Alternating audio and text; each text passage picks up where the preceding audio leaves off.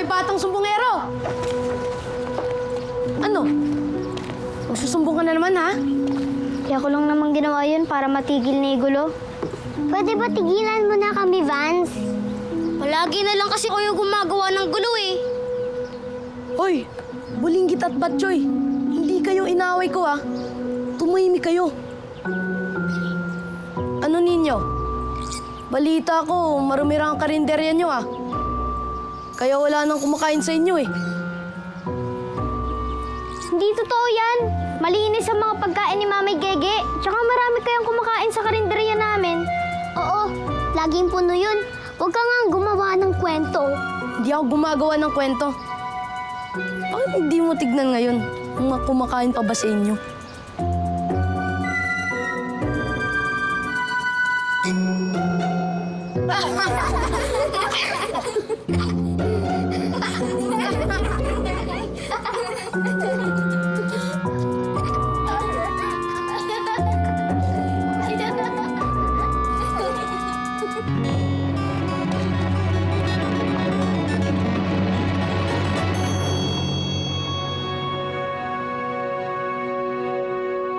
Nakonsumi ako sa dalawang yun.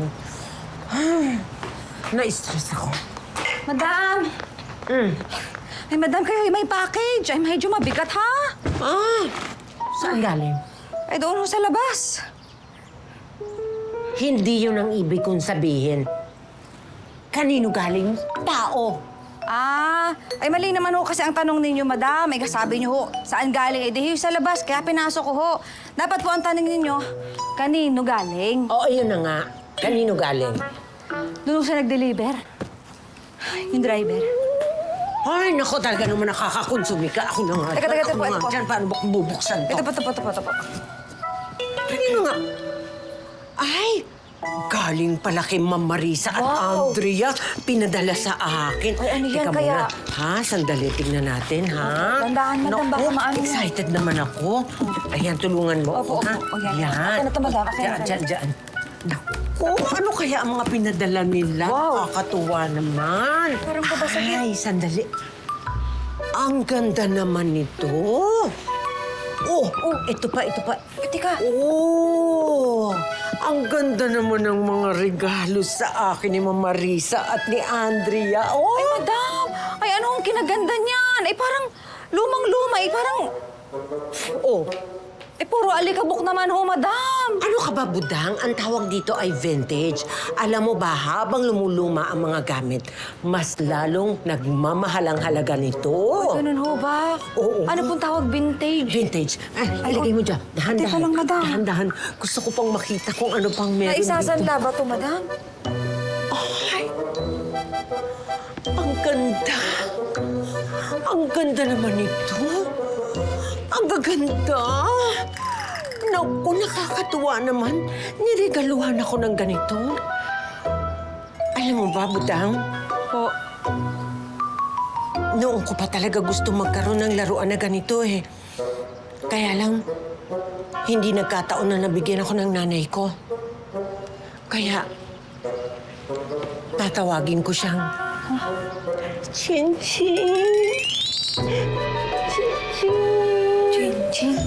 Ay, siya, madam, ay parang natuluyan na talaga. Ay, nakakatakot naman ng manika eh. Ano na naman ang sinasabi mo dyan? Ay, madam, wala ho eh. Pasensya na ho kayo, madam. Ay, nakakatakot kasi ang itsura. Pero, madam, di ba, nangako na ho kayo kay Madam Andrea tsaka kay Madam Marisa. Magiging mabait na ho kayo. Mabait na nga ako. Bawal na magalit. Ayan, mag-wave-wave sa'yo. Madam, parang nagsasalita ata sa gabi yan eh. Hindi. Ayan. Mabait na ako. Ay, opo, madam. Tama, mabait na po kayo. Pero, madam, ay, alam niyo ho, maniwala kayo sa akin, ha? Pag kayo po'y nagtuloy-tuloy ng ganyang kabaitan ninyo, ay, madam, sigurado ho ako, kayo po'y manonominate o kaya talagang mananalo ka ng katangi-tanging mamamayan ng bukang liwayway! Ay, gusto ko yan. Gusto ko yan. Oh, wave. Ayan, ang ganda. Chin-chin. Ang ganda-ganda. Oh, galaw-galaw ulo Wala ko. po ibang mas magandang pangalan, madam. Chin-chin, ganyan. Chin-chin. Ito po, ano pong pangalan nito? Junjun. Ha, Junjun? Chinchin, ang ganda ng pagkakulot ng buhok ni Chinchin.